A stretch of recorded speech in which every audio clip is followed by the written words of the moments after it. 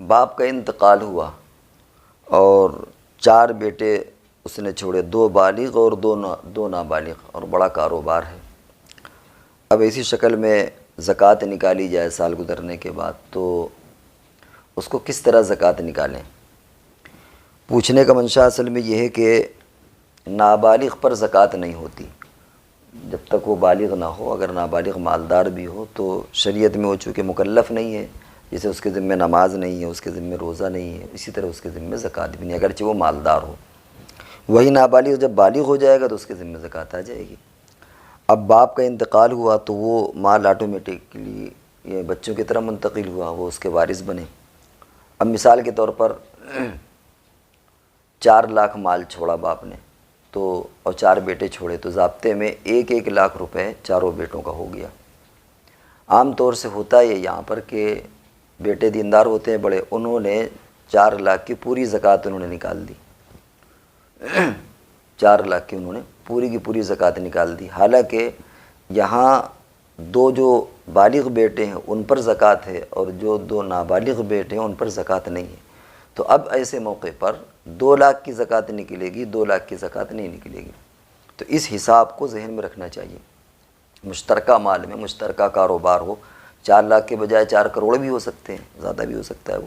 تو اگر مشترکہ کاروبار باپ کا ہے، یعنی مشترکہ سب ہے، باپ کا انتقال ہو گیا اور یہ بچے مالک ہوئے، وارث ہوئے، تو ایسی شکل میں بات ذہن میں رکھنا چاہیے کہ اب جب زکوٰۃ کی کیلکولیشن کریں تو بالغ لوگ اپنی زکوٰۃ اس میں نکالیں اور نابالغوں کی زکوٰۃ نہیں نکلے گی، اس کو مشترک نہ شامل کریں۔ مثال کے طور پر 4 لاکھ میں 10,000 روپے زکوٰۃ ہوئی، تو اب انہوں نے 10,000 روپے اگر نکال دیا زکوٰۃ میں تو 2,500 روپے چاروں بھائیوں کے ذمے میں، یہ غلط طریقہ ہے، سمجھ رہے ہیں؟ 5 لاکھ زکوٰۃ، 5,000 روپے زکوٰۃ نکالیں اس میں، اور وہ 5,000 اپنے یہ بالغ اولاد اپنے کھاتے میں لکھیں اس کو، جو نابالغ بچے ہیں ان کے کھاتے میں وہ نہیں لکھا جائے گا۔ اگر 10 بھی نکال دیں گے تو وہ انہی کے سمجھے جائیں گے، سمجھ رہے ہیں؟ زکوٰۃ یا صدقہ اسے کچھ بھی مان لیں، اضافی رقم، لیکن وہ نابالغ بچوں میں شامل نہیں ہوگا۔ تو اب 4 لاکھ روپے میں اگر یا تو 5 لاکھ روپے نکالیں تو 2.5 اپنے 4 بیٹوں میں، اگر 2 بڑے ہیں 2 چھوٹے ہیں تو اپنے میں 2.5 ہزار روپے لکھیں، چھوٹے بیٹوں کے نام پر نہ لکھیں۔ اور اگر فرض کر لیجئے کہ انہوں نے دھوکے سے 4 لاکھ میں 10,000 روپے نکال دیا تو وہ صرف بڑے بیٹوں کے کھاتے میں وہ آئے گا اور چھوٹے بیٹوں کے حصے میں وہ رقم نہیں جائے گی۔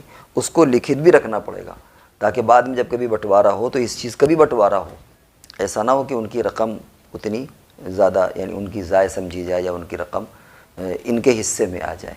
تو مشترکہ کاروبار میں یا مشترکہ رقم میں اگر زکوٰۃ نکلنا ہو اور کچھ بچے نابالغ ہیں اور ساتھ میں سارا نظام چل رہا ہے تو یہ ذہن میں رکھیں کہ اس میں نابالغوں کا حساب نہیں لگے گا، اس میں صرف بالغوں کا ہوگا۔